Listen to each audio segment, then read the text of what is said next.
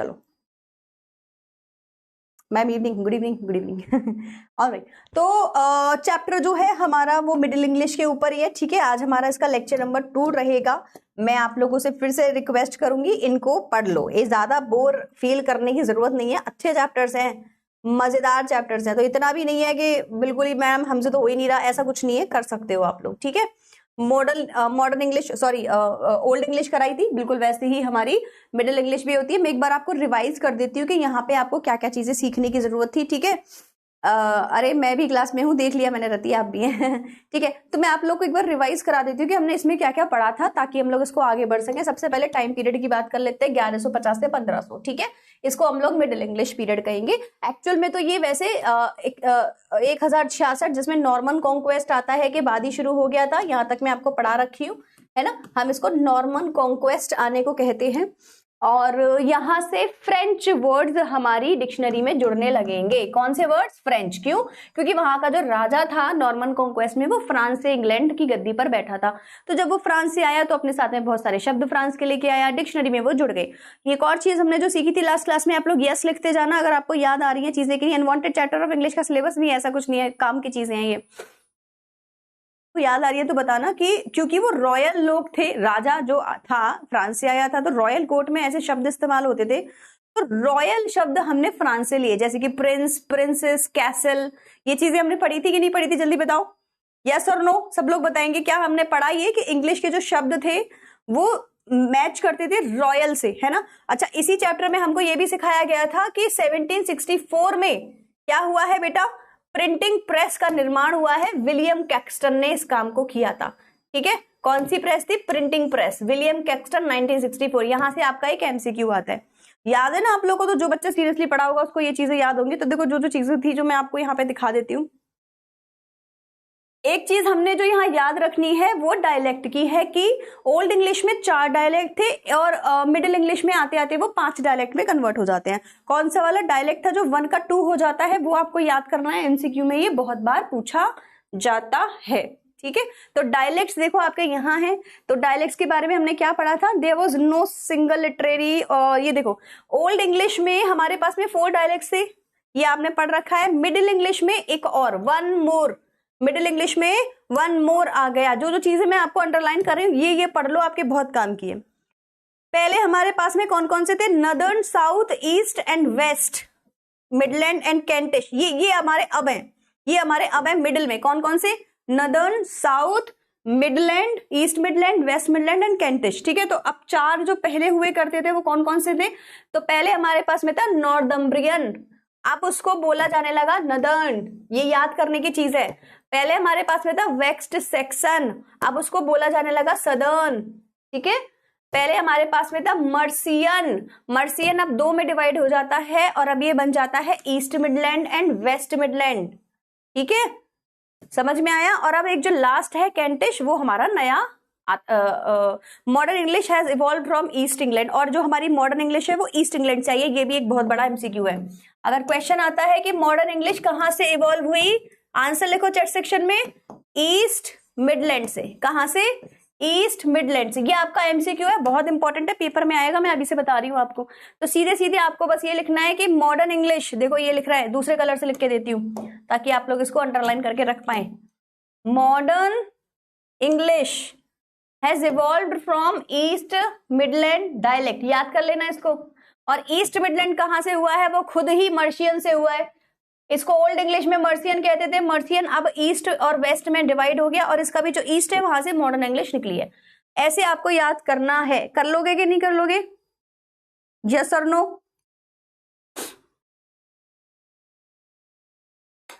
ठीक। और एक जो कैंटिश है वो हमारा एक्स्ट्रा चौथे नंबर का ये रहा। तो देखो नॉर्थ हमारी जो नॉर्दम्ब्रियन थी वो हमारी किस में कन्वर्ट हो जाती है? मैं आपको बार बार इसीलिए रिपीट करा रही ताकि आपको भी याद हो जाए। नॉर्दम्ब्रियन नदर्न में चली जाती है, वेस्ट सेक्शन जो है वो सदर्न में चला जाता है, मर्सियन हमारा ईस्ट और वेस्ट में डिवाइड हो जाता है और कैंटिस का कैंटिश एज इट इज रहता है। क्या यहाँ तक सब लोगों को क्लियर हुआ? ये एमसीक्यू यहीं से ही आएगा, सारे चैप्टर में ऐसे कुछ नहीं पूछते, बार बार बस यही पूछते हैं कौन सा मिडिल एंड कौन सा वाला जो ओल्ड डायलेक्ट था वो मिडिल में आके किसमें कन्वर्ट हो गया, पहले ये पूछा जाता है।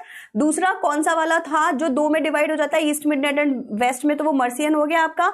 और तीसरा जो क्वेश्चन आता है मॉडर्न इंग्लिश कहां से निकली है, ईस्ट मिडलैंड से निकली है। इनको भाई साहब रट लो, ठीक है, समझ में आ गया? तो ये आप अपना इसको रट लो। मिडिल कहां से निकला था? मिडिल तो भाई इंग्लिश है ना, ओल्ड इंग्लिश मिडिल इंग्लिश, ये तो अलग अलग ही हो गए आपके, ठीक है।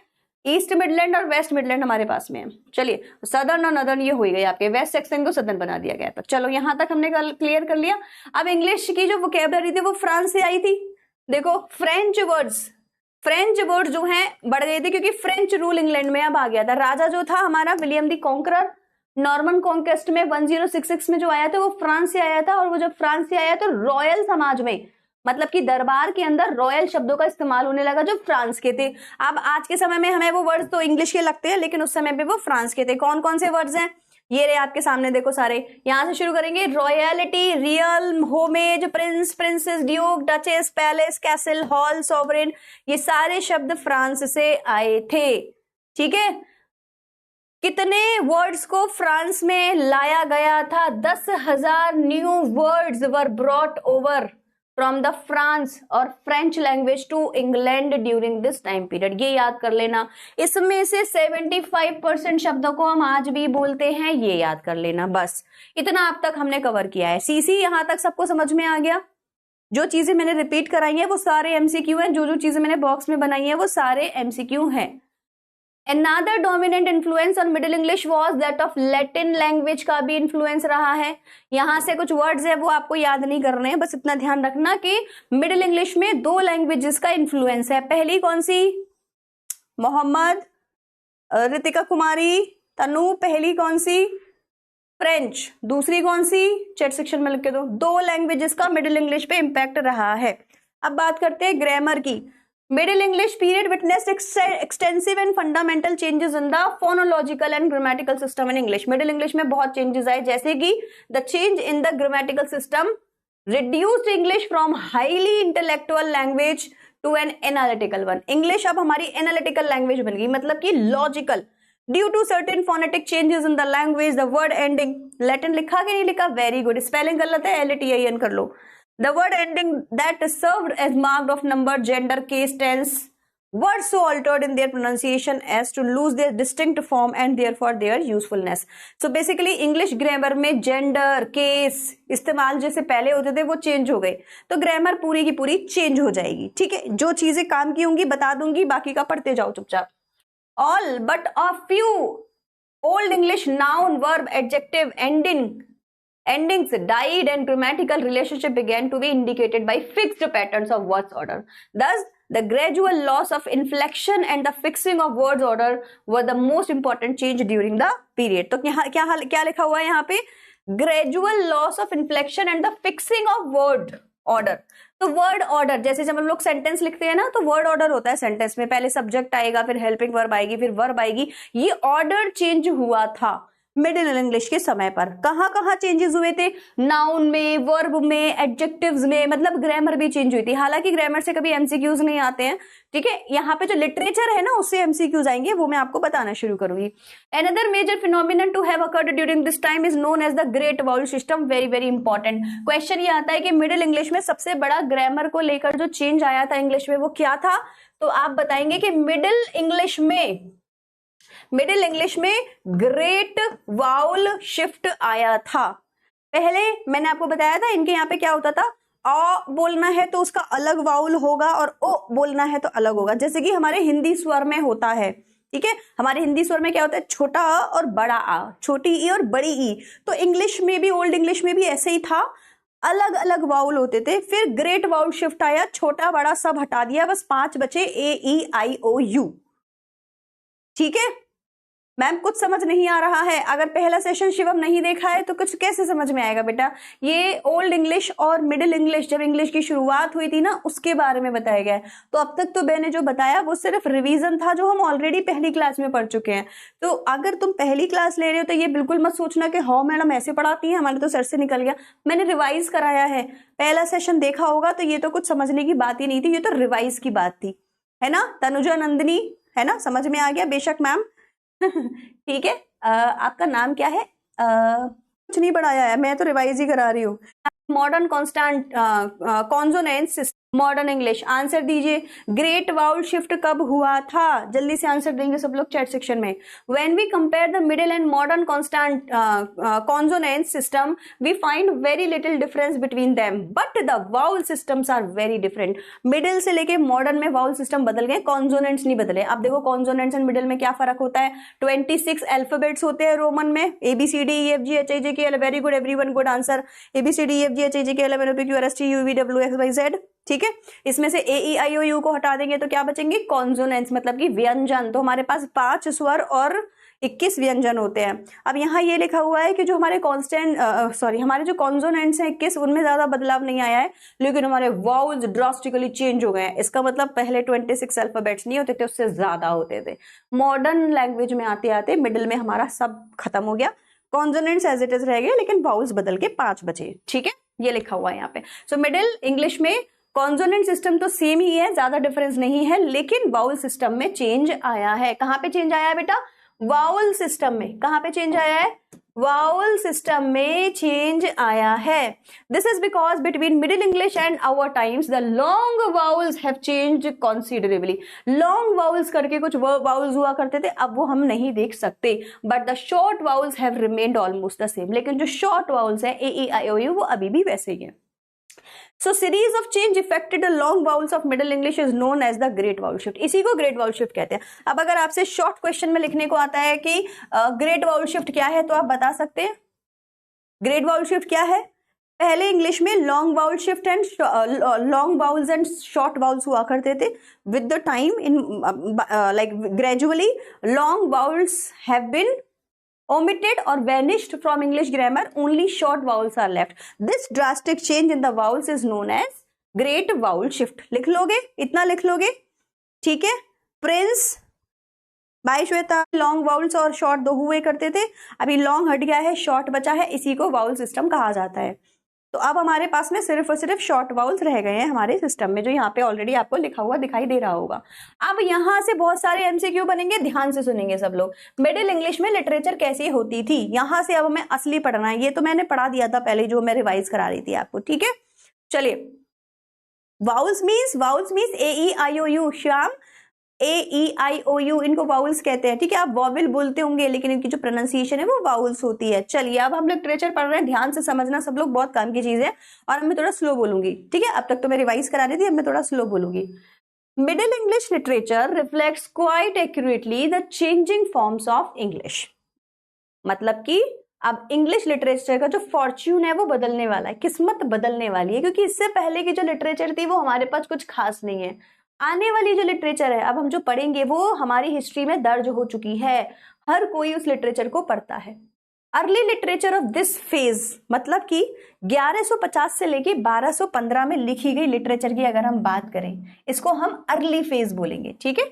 Is exclusively religious nature. अब क्वेश्चन आएगा कि मिडिल इंग्लिश की, मिडिल एज की जो अर्ली फेज वाली लिटरेचर थी, वहां पे जो थीम है वो क्या है। चैट सेक्शन में सब लोग आंसर देंगे। Focus mode on, very good. Middle age में अर्ली फेज जो कि 1150 से 1215 में आया है, उस समय पर जो लिटरेचर लिखी जा रही थी, वहां पे सबसे ज्यादा किस चीज पे फोकस किया जाता था। प्रेम प्रकाश की पहली क्लास है, वेलकम टू द क्लास मेरा बच्चा। तो वहां पे सबसे ज्यादा रिलीजियस फॉर्म्स पर फोकस किया जाता था, ठीक है। वेरी गुड, है ना, very good. During this period, the upper class mainly patronized French literature and English writers could not expect support of patronage from them। अब देखो हुआ क्या, मिडिल इंग्लिश मतलब फ्रेंच पीरियड, थोड़ा सा ऐसा ध्यान रखना आदर्श। मिडिल इंग्लिश मतलब फ्रेंच लोगों का बोलबाला। क्या सबको इसका आंसर पता है कि Middle English is equal to French लोगों का बोलबाला? क्यों? क्या आपको इसका आंसर पता है? मिडिल इंग्लिश में फ्रेंच वर्ड्स, फ्रेंच लिटरेचर को इतना ज्यादा फोकस क्यों दिया जा रहा है, इतना ज्यादा बढ़ावा क्यों दिया जा रहा है? क्योंकि राजा फ्रांस से है, सिंपल। तो यहाँ पे क्या लिखा है कि वहां के जो बड़े बड़े लोग थे, अपर क्लास जो थी, वो किसको पढ़ती थी?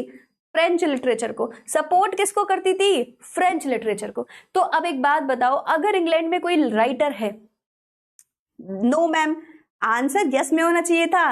लॉजिक लगा नहीं सकते हो खुद से? राजा कहां से आया है? मिडिल इंग्लिश में राजा कहां से आया है? फ्रांस से आया है। तो क्या लेके आया है? फ्रेंच लेके आया है। बचपन में उसने क्या पढ़ा होगा? कौन सी लिटरेचर पढ़ी होगी? फ्रांस की लिटरेचर पढ़ी होगी। तो वो फ्रेंच पोइट्स को ज्यादा पसंद करेगा या इंग्लैंड के पोइट्स को ज्यादा पसंद करेगा? फ्रेंच के। और जब वो फ्रेंच के पोइट्स को ज्यादा पसंद करेगा तो दरबार में क्या चलेगा? रॉयल्स, अपर क्लास क्या सुनना ज्यादा पसंद करेगा? जो हमारा राजा सुनता है। हमारा राजा फ्रेंच पोइट्स को सुनता है, तो हम क्या सुनेंगे? हम भी फ्रेंच पोइट्स को सुनेंगे। तो इसीलिए फ्रेंच को ज्यादा। Very good madam. कौन सा चैप्टर है? स्टोरी ऑफ इंग्लिश का दूसरा चैप्टर है, ठीक है। अब आया समझ में, है ना? श्याम समझ में आ गया, प्रेम समझ में आ गया। चलिए, वहीं की लिटरेचर होगी। तो यहाँ के जो पोइट्स थे, पेट्रोनेज। वेरी गुड तृप्ति, मैं ऐसे आंसर्स एक्सपेक्ट करती हूँ आप लोगों से। तो जब फ्रेंच का राजा आया है तो फ्रेंच पढ़ेगा, वहीं की लिटरेचर होगी। तो यहाँ के जो पोइट्स थे, पेट्रोनेज का मतलब होता है इनको सपोर्ट करना, इनको पैसा देना। तो ये किसको सपोर्ट कर रहे थे? फ्रेंच राइटर्स को सपोर्ट कर रहे थे। English writers could not expect support. English writers को कोई नहीं पूछता था। इंग्लिश तो बड़ी वल्गर लैंग्वेज होती थी इनके समय में। कहते थे छोटे लोग इंग्लिश बोलते हैं। तो एक समय पे पता है ऐसे भी होता था कि इंग्लैंड की अपर क्लास फ्रेंच बोलती थी और फ्रेंच पढ़ती थी और फ्रेंच म्यूजिक एंजॉय करती थी, और मिडिल क्लास और लोअर क्लास इंग्लिश पढ़ती थी। ये आज के समय में भी होता है। अगर मैं आपसे, देखो ऐसा नहीं है, लैंग्वेज ना हर समय ऐसा ही था। आज के समय में अपर क्लास के लोग, जैसे कि ये मुकेश अंबानी, इनकी फैमिली, सारे एक्टर्स की, सारे के सारे बिजनेसमैन, सब लोग की फैमिली में जब ये लोग इंटरव्यूज देते हैं, बातें करते हैं, which language do they prefer? ये कौन सी लैंग्वेज में बात करना पसंद करते हैं? इंग्लिश में या हिंदी में? आपका आंसर आप चैट में लिखोगे। अब बताओ, लोअर क्लास जो मजदूर है ना, दिन दिहाड़े अपने जो है दिहाड़े पे अपना काम कर रहा है, जो लोअर क्लास है या मिडिल क्लास के लोग हैं, सुबह ऑफिस जा रहे हैं, शाम को आ रहे हैं, ये किस लैंग्वेज में बात करते हैं? अपने घरों में इंटरव्यू देंगे या कुछ भी करेंगे तो किसमें? हिंदी में। तो ऐसा हमेशा से रहा है, ये सिस्टम 2 लैंग्वेजेस का हमेशा से रहा है कि अपर क्लास अपने आप को थोड़ा अलग ही समझती है। तो अब जो इंग्लिश की हालत तब थी, अब हिंदी की हालत हमारे यहाँ अब है ना? तो इनके यहाँ पे इंग्लिश को इन्फीरियर माना जा रहा था, फ्रेंच को ऊपर माना जा रहा था, और हमारे यहाँ पे अभी इंग्लिश को ऊपर माना जा रहा है, हिंदी को नीचे। तो ये हर जगह चलता है, हर कंट्री में आपको ऐसे को देखने को मिलेगा कि अपर क्लास की अलग लैंग्वेज यूज करने का तरीका होगा और मिडिल का। तो अब इसका मतलब ये थोड़ी है कि एक दूसरे की लैंग्वेज नहीं जानते। भाई वो भी हिंदी जानते हैं, हम भी इंग्लिश जानते हैं, पर बोली क्या जाती है इस पे फोकस किया जाता है। और जो बोली जाती है वहीं की लिटरेचर ज्यादा फेमस होती है। अब जो मजदूर है, अगर वो बुक खरीदने जाएगा कि आज कुछ पढ़ लूं, तो वो इंग्लिश थोड़ी लेगा, वो हिंदी की लेगा, और इसीलिए उसकी यहाँ पे हिंदी लिटरेचर ज्यादा फेमस हो जाएगी उनके लोगों में। और जो बहुत ही पैसे वाले अपर, वो कभी हिंदी की बुक खरीदेगा? किसी का शौक हो तो अलग बात है, नहीं कि तो स्टाइल मारने के लिए हम तो इंग्लिश में पढ़ते हैं, तो वो इंग्लिश की लिटरेचर ज्यादा पढ़ेगा, तो उसको इंग्लिश के पोइट ज्यादा बताओगे। तो ऐसे ही बिल्कुल यहाँ पे चलता था। समझ आ गया आप लोग को? तो फ्रेंच और इंग्लिश में यहाँ पे चल रहा था। It was the church and their leaders who were keen to spread the religious and so promoted native literature. तो अब देखो, यहाँ पे जो प्रीस्ट है, चर्च है, वो अपने यहाँ की लैंग्वेज को प्रमोट करना चाहते हैं, अपने यहाँ की लिटरेचर को प्रमोट करना चाहते हैं, तो वो क्या करेंगे? हर कोई फ्रेंच पढ़ने में पसंद, ज्यादा इंटरेस्ट लेगा। अब देखो, ये चालाकी होती है, जो लिटरेचर होती है उसी से लैंग्वेज कन्वर्ट होती है।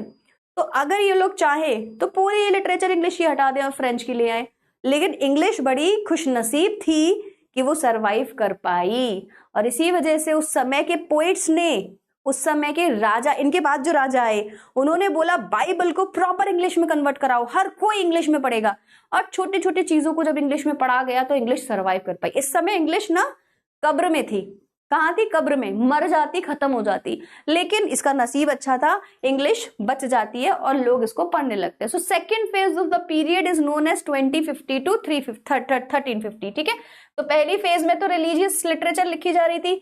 यहाँ पे displays a tendency to variety and dialectal subdivision In addition to the religious writing, there are also some secular works. Secular माने हर धर्म के राइटर्स आए और उन्होंने अपने अपने धर्म के बारे में लिखा. तो रिलीजियस क्रिश्चियनिटी तक ही सीमित नहीं थी, बाकी के रिलीजन के बारे में भी बात की जाती.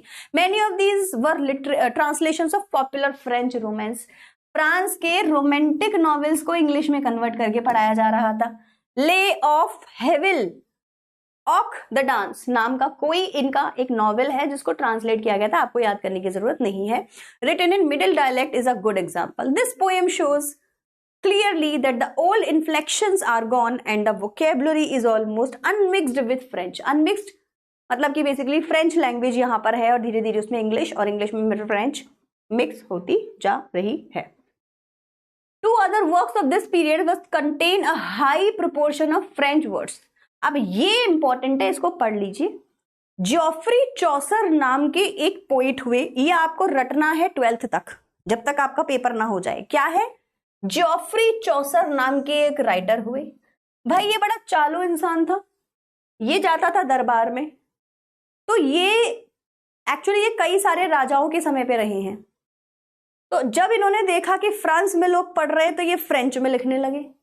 जब ये पहले थे तो लैटिन में लिखते थे, और फिर जब इन्हें लगा लोग इंग्लिश पढ़ रहे हैं तो ये इंग्लिश में लिखने लगे. तो इन्होंने 3 लैंग्वेजेस में लिखा है, फ्रेंच में, लैटिन में, इंग्लिश में. ठीक है, क्या हुआ? चलो मैम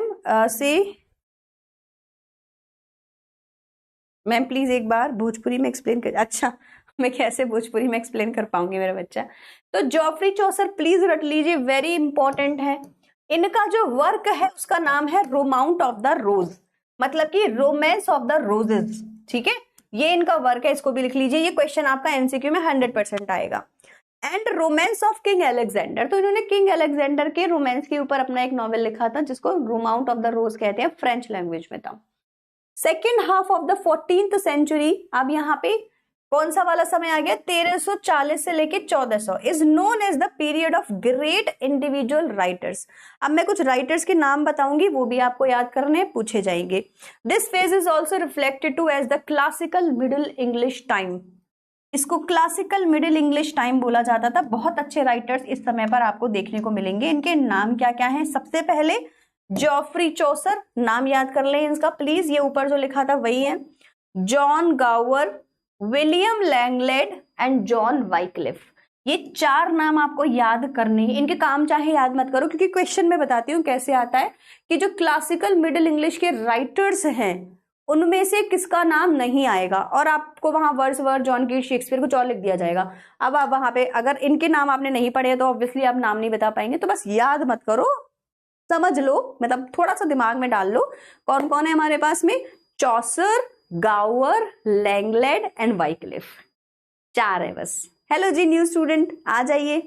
रौनक कुमार, कौन कौन से हैं? चौसर, गावर, लैंगलेड एंड वाइक्लिफ. देखो मुझे ये ऑलरेडी याद है सारे, ऐसा नहीं कि आपके सिलेबस की वजह से, बट बिकॉज हम यूजीसी नेट की तैयारी कराते हैं तो हम वहां तो लिटरेचर तुम्हें पता ही कितनी खतरनाक तरीके से पढ़ी जाती है. ठीक है, याद कर लेना इनको.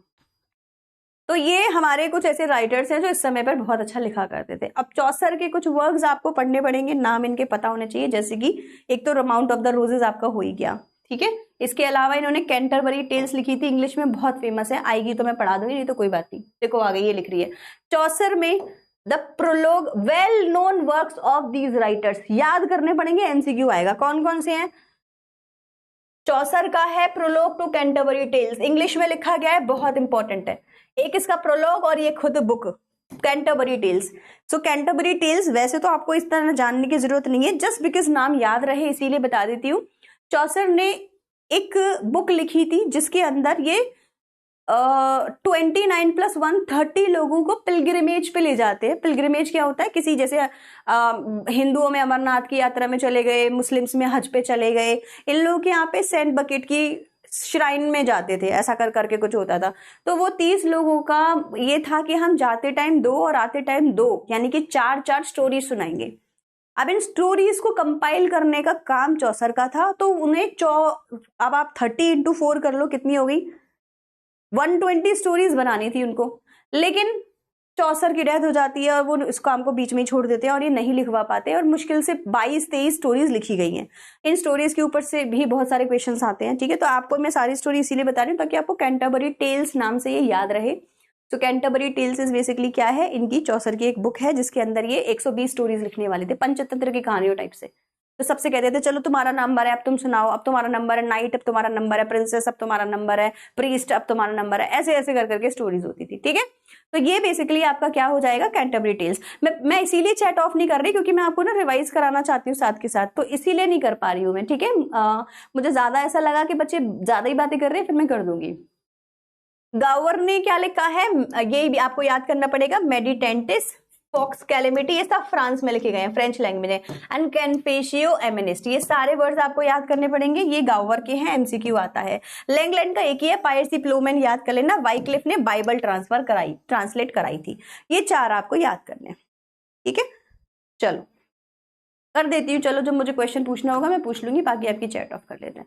तो ये वेल नोन लिटरेचर के वर्क है, इसमें से आप कुछ भी नहीं छोड़ सकते, ये याद करना है। जो नहीं था देखो मैंने तुम्हें पहले बता दिया था कि वहां से कुछ याद मत करो, ये तुम्हें करना पड़ेगा। चौसर की कैंटरबरी टेल्स हो गई, ठीक है। लैंगलैंड की पायर्स द प्लाउमैन हो गई, वाइक्लिफ की ट्रांसलेशन, सबका एक एक है। बस खाली ये जो है आपके गावर है, इनके आपके 4 हैं, फॉक्स, एमिनेंटो, पिंटो, ऐसे करके कुछ भी याद कर लेना, तुम्हारा एमसीक्यू में तुक्का लग जाएगा, है ना। वैसे इनका फॉक्स कैनेमिस्ट जो है वो बहुत ही इंपॉर्टेंट है, मुझे भी नाम याद नहीं रहता लेकिन मैं टिक लगा देती हूँ अगर मेरे किसी क्वेश्चन में ये आते हैं तो, क्योंकि ये फ्रेंच नाम है सारे। चलिए अब मैं देख लेती हूँ कितना बचा है, लास्ट ही बचा है बस, अब तो आपके क्वेश्चंस रह जाएंगे इसमें से, है ना। चलो खत्म बेटा, मिडिल इंग्लिश आपकी खत्म, इसमें से यही क्वेश्चंस थे। अब हम पोल पे आ जाएंगे सीधे। चलिए 2 other great works of this period are by unknown authors, but this is no way diminishing their importance. These are the Paul and the Sir Gawain and the Green Knight, ये याद कर लो, ये अच्छा है। एक तो है पर्ल नाम से, द पर्ल, ठीक है। तो ये भी क्वेश्चन आता है कि द पर्ल कौन सी लैंग्वेज में था, मिडिल में, ओल्ड में या मॉडर्न में, तो आपको मिडिल बताना है। Sir Gawain and green night की स्टोरीज हैं काफी सारी, ये आपका भी मिडिल इंग्लिश में आता है। Letter is considered one of the greatest examples of English poetry, तो ये पोयम है, ठीक है। Universally accepted pinnacles of poetic achievements are the work of Chaucer which provide a great amount of information about medieval life and times. Thus Chaucer's works are the major sources of information about Middle English. तो Middle English में अगर कोई एक ऐसा writer है जिसकी literature सबसे ज्यादा इंपॉर्टेंट है तो आपका आंसर क्या होना चाहिए, चॉसर। पूरा नाम क्या है, जॉफ्री चौसर। मिडिल इंग्लिश की जो पूरी इंग्लिश है वो इन्हीं के ऊपर है। इसके अलावा 4 राइटर और है जो आपको याद करने हैं, गावर, लैंगलैंड, वाइक्लिफ, इन चारों के वर्क भी हैं जो मैंने अभी आपको रिवाइज कराए थे, ठीक है। ये आपका मेजर है। तो हमें पूरे मिडिल इंग्लिश में क्या क्या याद करना है, डायलेक्ट्स आपको जरूर पता होने चाहिए, ईयर आपको जरूर पता होना चाहिए, लैंग्वेज में फ्रेंच और लैटिन का बोलबाला था ये आपको पता होना चाहिए, फ्रेंच के जो वर्ड्स थे वो अपर क्लास और दरबार में रॉयल बोले जाते थे ये आपको पता होना चाहिए, और इसकी जो लिटरेचर है उसका काम क्या क्या था वो आपको पता होना चाहिए। ग्रेट वाउल शिफ्ट भी यहीं आया था वो भी आपको पता होना चाहिए बस। और इनके जो डायलेक्ट्स हैं चारों, कौन सा कहाँ से आया, किसका आया, और मॉडर्न इंग्लिश किस में से बनी है, ईस्ट मिडलैंड में से बनी है, इतना आपको याद करना है, आपका मिडिल इंग्लिश कंप्लीट। क्या आपने मिडिल इंग्लिश मेरे हिसाब से तो देखो कर लिया है, कोई डाउट है तो पूछो। यहां तक समझ में आ गया, ठीक है, यहां तक समझ में आ गया, जल्दी बताओ। अभी तो मुझे नहीं लगता मिडिल इंग्लिश ज्यादा टफ था। और पता है मैंने आपसे क्या कहा था, ओल्ड आपको टफ लगेगी, मिडिल आपको अच्छी लगेगी, क्योंकि अब ना आप थोड़ा सा ढल जाओगे इसी में, ठीक है। तो अब आपको मॉडर्न तो और भी इजी लगेगी क्योंकि अब हम असली इंग्लिश पे आ गए। ओल्ड थोड़ी सी बच्चों को डरा देती है, मिडिल आपको इतनी टफ लगी, बताओ नहीं लगी ना, ओल्ड ज्यादा लगी होगी, मिडिल टफ लगी। मिडिल बहुत सिंपल है, और जैसे जो क्वेश्चंस आएंगे वो तो मैंने तुम्हें बता ही दिए हैं, याद करके रखो, ठीक है। इसका डायलेक्ट्स याद करके रखो, लिटरेचर याद करके रखो, ग्रेट वाउल शिफ्ट याद करके रखो बेहतरीन तरीके से। एक ही वर्ड इसने अल्ताज ने याद कर रखा है, बेशक मैम वही बोलेगा बार बार, सब क्लियर, बहुत बढ़िया। तो बहुत इजी है, इसमें ज्यादा कुछ नहीं है। चलिए मैं एक बार आपको क्वेश्चंस के फॉर्म में रिपीट करा देती हूँ, ट्रू फॉल्स करते चलो, मजा आएगा। सब लोग टी देखो, किसी भी बच्चे की मुझे एक्स्ट्रा चैट मिली तो अननेसेसरीली विदाउट मैम, अच्छा ओके, काफी बच्चों की तो पहली क्लास है। ओल्ड वॉज इजी, गलत है, middle is easy.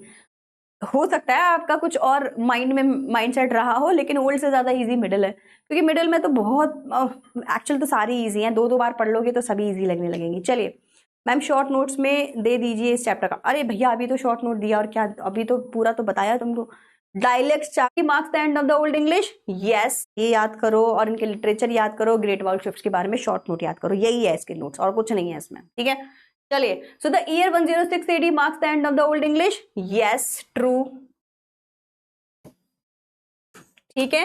Modern English has evolved from the West Midland, false, किससे हुई है, देखो ट्रू फॉल्स में, ईस्ट मिडलैंड से हुई है। मैंने बोला ना जितना बताया उतने से ही तुम्हारे सारे आंसर हो जाएंगे। Early literature of Middle English is chiefly secular in nature, no, religious थी मिडिल इंग्लिश की, ये भी याद कर लो, ठीक है। मिडिल इंग्लिश की जो स्टार्टिंग वाली है वो रिलीजियस है और जो मिडिल फेज है वो सेक्युलर है, और जो तीसरा फेज है उसमें चौसर, गावर, ये सब आ गए हैं, कर लोगे। Early literature, sorry, the second half of the 14th century is known as the period of great individual writers, yes. Second half में 14th century के जो सेकेंड हाफ है मतलब कि 1350 के बाद 1400 तक, यहीं पे ही क्लासिकल लिटरेचर, बेहतरीन ग्रेट लिटरेचर लिखी गई है, जिसके अंदर हमारे कौन कौन आ जाते हैं, याद होगी नाम, चौसर, लैंगलैंड, गावर, वाइक्लिफ, ठीक है। कैसे भी इनका एक्रोनिम वगैरह बना लो, याद कर लो। अब देखो, अब ये आपका क्वेश्चन कैसे आएगा, बिल्कुल ऐसे आएगा, ठीक है। क्वेश्चन क्या आएगा, what is great vowel shift, क्या बोलेंगे, great vowel shift was a major change in English pronunciation where long vowel shift upward in the mouth, basically long vowel shift अपने खत्म हो गए थे। It occurred mainly between 1400 to 1600 during Midland and early Modern English. अपना वाला answer भी लिख सकते हो जो पहले लिखा रखा है, पहले मैंने क्या लिखाया है आप लोगों को, जो चैप्टर में लिखा हुआ था मॉडल इंग्लिश में, अपर लॉन्ग वाउल्स फिनिश हो गए थे और शॉर्ट एज इट इज रह गए थे, इसी शिफ्ट को मॉडर्न इंग्लिश में क्या कहते हैं, ग्रेट वाउल शिफ्ट कहते हैं। Name the dialects of Middle English, चार आपको पता होने चाहिए, northern, east midland, west Midland, southern और कैंटिश, याद है। कौन सा किससे बना था बता दोगे, ओल्ड में कितने थे, 4, मिडिल में कितने हैं, 5। How many words approx were brought over, कितने लाए गए थे, 10,000 during the 13th and 14th centuries, over 10,000 French words were taken and उसमें से 75% आज भी यूज किए जाते हैं। सिंपल आंसर, कोई दिक्कत इसमें, नो दिक्कत, वही क्वेश्चन है जो अभी अभी पढ़ाया था। What made English from a highly inflection language into an analytical one, so जब बहुत सारे old English, the loss of many old English inflections caused by phonetic change, जिसमें वीक सिलेबस हटा दिए गए थे, न्यूट्रल साउंड, श्व का साउंड हटा दिया गया था, made word endings less distinct, as a result English relied more on word order and auxiliary verbs, changing it from highly inflection language into an analytical one. तो लैंग्वेज में बहुत ज्यादा चेंजेस होने के बजाय अब उसको रीजनेबल बना दिया गया था। नहीं आएगा क्वेश्चन, छोड़ दो, नहीं समझ में आए तो। नेम 4 नोटेबल राइटर्स, नाम याद कर लो, ये आएंगे आपके, जॉफ्री चौसर, विलियम लैंगवेट, जॉन गावर। पर्ल पोइट का नाम यहाँ पे आप चाहे तो वाइक्लिफ भी यहाँ लिख सकते हैं, पर्ल पोइट का नाम तो हमें पता नहीं है, तो आप यहाँ पे क्या लिखेंगे, हमारे पास में एक कौन थे, वाइक्लिफ, ठीक है। Which event is traditionally cited by historians as the official start of the Middle English?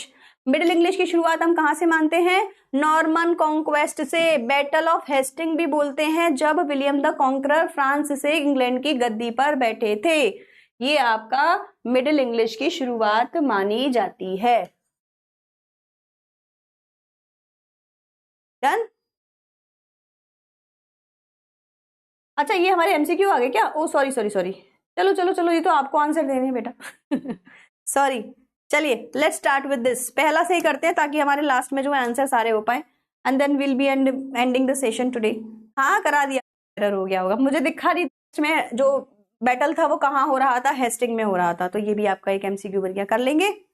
में बोली जा रही थी, कौन सी लैंग्वेज है जो चर्च में और अपर क्लास में, है ना, एकेडमिक स्कॉलरशिप में बोली जा रही थी।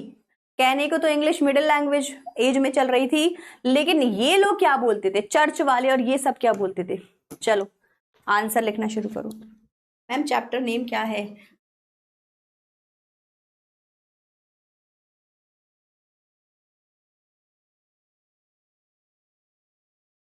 फ्रेंच, है ना, क्योंकि उस समय पे फ्रेंच लैंग्वेज की बात हो रही है। Very good.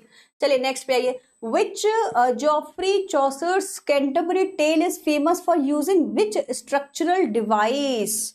ओहो, देखो अब इसके बारे में चैप्टर में तो कुछ नहीं लिखा हुआ, लेकिन ये एमसीक्यू पिछले साल आ चुका है, तो कभी कभी ऐसे भी होगा, इसीलिए थोड़ी थोड़ी इन्फॉर्मेशन मैं आपको देती हूँ। देखो मैंने आपको बताया है अभी अभी, जॉफ्री चौसर ने स्टोरी नरेशन का एक बुक बनाया था जिसमें 120 स्टोरीज प्लान्ड थी, 30 लोग थे, 4 स्टोरीज सुनानी थी, 2 एक साइड और दो दूसरी साइड, और ये किसी श्राइन पे जा रहे थे। तो ये सारे के सारे पिलग्रिमेज थे, मतलब कि यात्री जो किसी धार्मिक यात्रा पे जा रहे हो, जैसे हज पे जाते हैं, जैसे अमरनाथ पे जाते हैं, बिल्कुल वैसे ही। तो अब आप समझ जाओ इसका आंसर क्या होगा। ठीक है, बनाओ। ये तो आप एक तो स्ट्रीम ऑफ कॉन्शियस करते थे, और उनके लेटर्स में आप समझ जाओ इसका आंसर क्या होगा। शब्द है एपिस्टोलरी, जो होती है वो लेटर फॉर्म में लिखी जाती है, बहुत सारे लेटर्स को कंबाइन किया जाता है। तो पहले के लोग क्या करते थे, लेटर राइटिंग करते थे, और उनके लेटर्स में देखा जाता था कि वो एक दूसरे से क्या बातें करते हैं, विद्वान लोग एक दूसरे से क्या बातें करते हैं, है ना, तो उसको लेटर राइटिंग बोलते थे, इसको एपिस्टोलरी बोलते हैं। स्ट्रीम ऑफ कॉन्शियसनेस का मतलब होता है दिमाग की बातों को भी नॉवेल में लिखना, मतलब कि कोई सोच क्या रहा है उसको भी लिखना, उसको कहते हैं स्ट्रीम ऑफ कॉन्शियसनेस। एक तो होता है मुंह से बोलना, एक होता है दिमाग में सोची हुई बातों को भी लिखना। तीसरा होता है फ्रेम नैरेटिव, जहां पे स्टोरी सुनाई जाती है कैरेक्टर के द्वारा। चौथा क्या है, ये तो आपका कोई फ्रेंच वर्ड है जो लिखा हुआ है, तो basically this is also in the middle of something, कुछ लिखा गया है। तो आपको समझ में आ गया क्वेश्चन का आंसर क्या होगा, C will be the answer, narrative यहाँ पर दिखाया जाता है। तो 70% स्टूडेंट्स ने सही लिखा है। Stream of consciousness modern English में आई है, जेम्स जॉयस, वर्जीनिया वुल्फ, ऐसे राइटर्स लिखते थे। इनके यहाँ पे तो उस समय पे तो इसका कोई कुछ था ही नहीं, साइकोलॉजी जब से आई है ना तब से लोगों के दिमाग को पढ़ना शुरू किया है, तो ये तो मॉडर्न लाइफ का 20th सेंचुरी का लिटरेचर है, तो वहां तो था ही नहीं जो 20% बच्चे आंसर दे रहे हैं। चलिए क्वेश्चन क्या है, who is the author of the famous allegorical poem pierce the Plowman. अभी अभी मैंने आपको बताया था, किसने लिखी है बताओ। यस मैम, मैम लैटिन होगा पिछला वाला का, फ्रेंच नहीं। नहीं फ्रेंच होगा बेटा, मिडिल इंग्लिश में तो फ्रेंच होगा ना, ओल्ड इंग्लिश में लैटिन ऊपर था, अभी तो फ्रेंच ही होगा। मैं देख लूंगी, चलो अब आप बता रहे हो तो मैं एक बार देख लेती हूँ, एक मिनट देख लेते हैं। आप इसका आंसर करो, यहाँ पे लैटिन कहाँ लिख रहा है बताओ। द ग्रेट वर्क में ना आपका नंबर नहीं चाहिए, ठीक है। चलिए नेक्स्ट क्वेश्चन पे आ जाते हैं। आपका क्वेश्चन था ये वाला, ये वाला है ना, तो विलियम लैंगलैंड ने लिखी है, ये तो आपको पता ही है, तो इसका तो आंसर आप कर ही दोगे। चलो आंसर इज ए, सबका सही है, ए, वेरी गुड, 70%। हाँ मैंने ये लगा दिया, हाँ फ्रेंच ही है मैम फ्रेंच ही होना चाहिए, बट अब वो बच्चा कह रहा है तो मैं एक बार देखूंगा, फिर भी सर्च करूंगी इसको, कि ऐसा ना हो ना आपका नंबर नहीं कटना चाहिए। यार सॉरी बच्चों, अब ये मत बोलना गई मेरी रैंक, गई मेरी रैंक पता नहीं क्या दिमाग में होता है मेरे, वहां बी लगा रही वहां ये लगा दिया। What is the central theme explored in the poems by Sir Gawain and the great Green Knight. तो ग्रीन इस पोएम की सेंट्रल थीम आपसे पूछी जा रही है, क्या हुआ होगा इसमें। अब देखो थोड़ी सी ऐसे क्वेश्चंस अगर आए ना तो आइडिया लगाओ कि यहां लिखे ग्रीन नाइट्स, ग्रीन नाइट माने कौन होता है, सेनापति होता है नाइट वैसे, तो जो सेनापति है वो युद्ध में जाएगा, तो वो कैसे शब्द सॉरी खुशी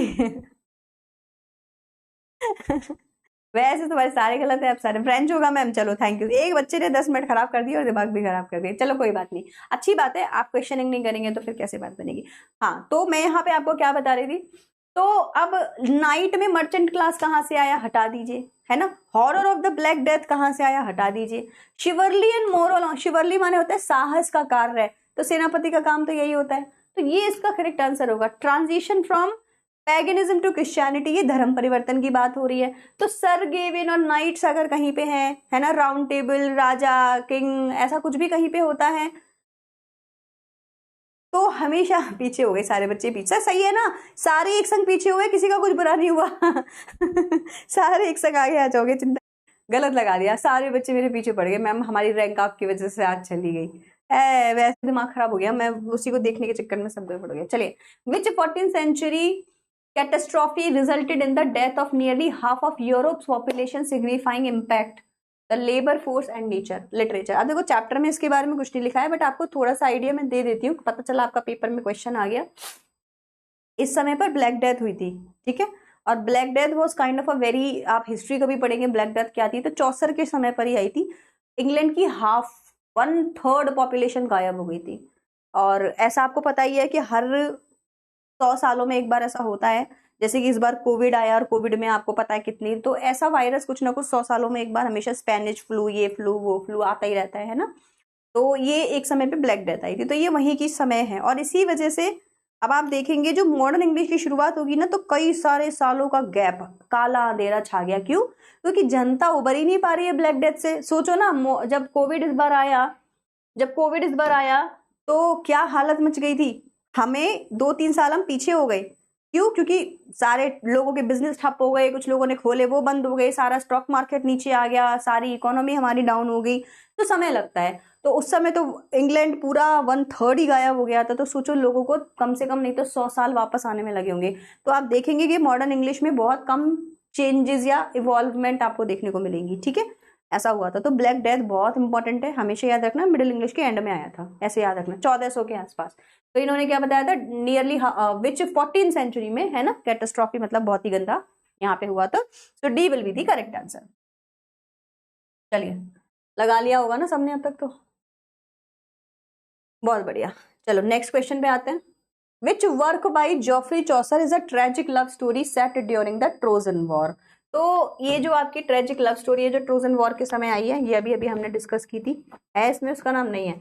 चलो, तो ये जो है ये आपकी एक्चुअली ट्रॉइलस एंड ट्राइसीडी है, जिसमें ये लव रोमांस दिखाया गया था ट्रोजन वॉर का, इन दोनों के बारे में ही थी। तो ये इसका करेक्ट आंसर है।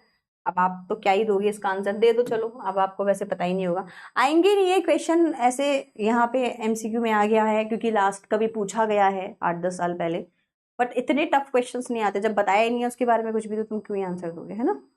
पर्सन होता है और उसको मतलब जोफ्री चौसर को गॉडेस आती, basically legend of good women जो है ना, इसमें एक पर्सन होता है और उसको मतलब जोफ्री चौसर को गॉडेस आती है और वो कहती है कि हर विमेन की तारीफ कर।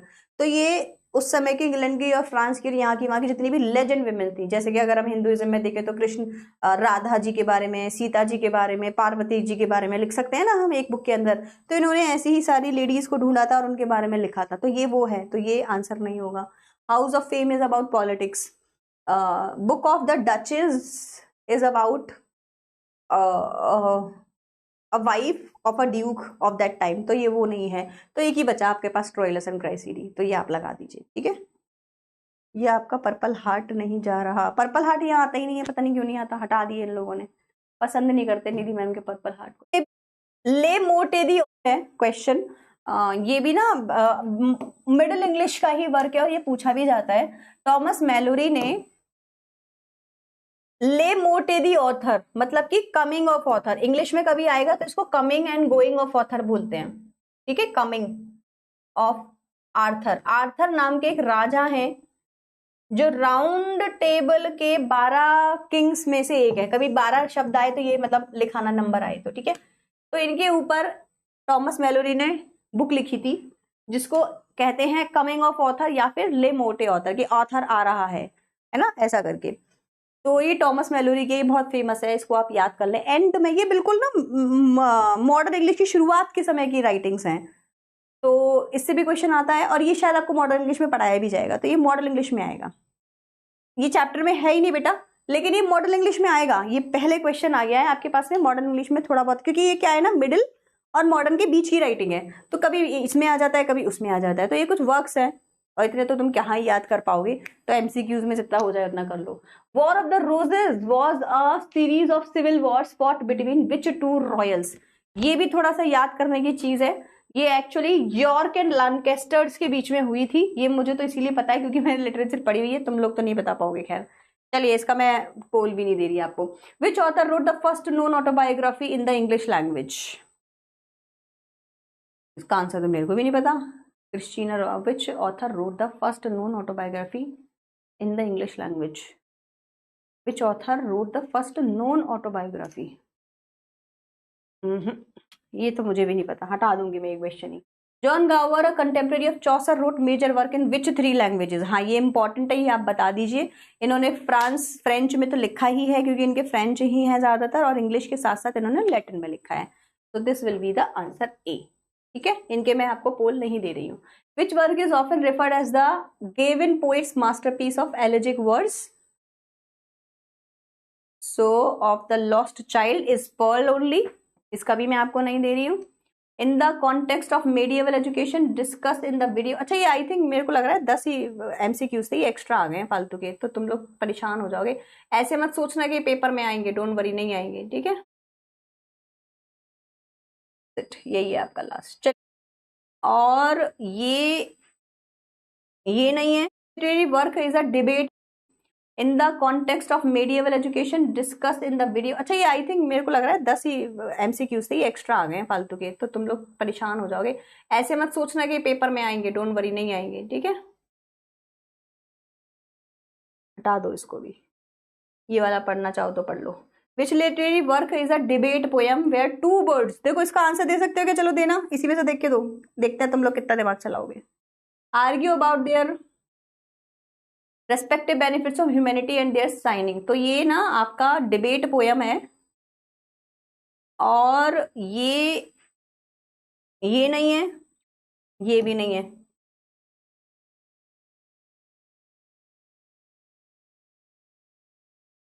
ये है।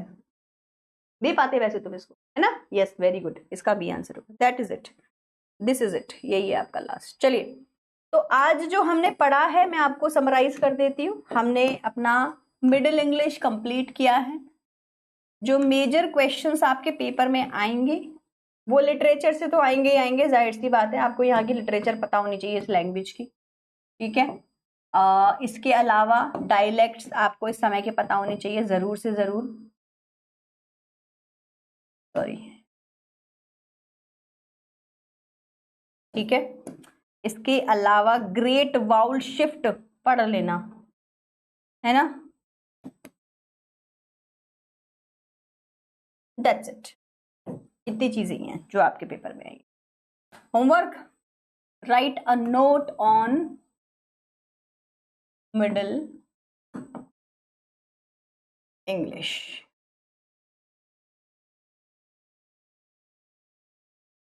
लो जी, रैंक देख लो अपनी।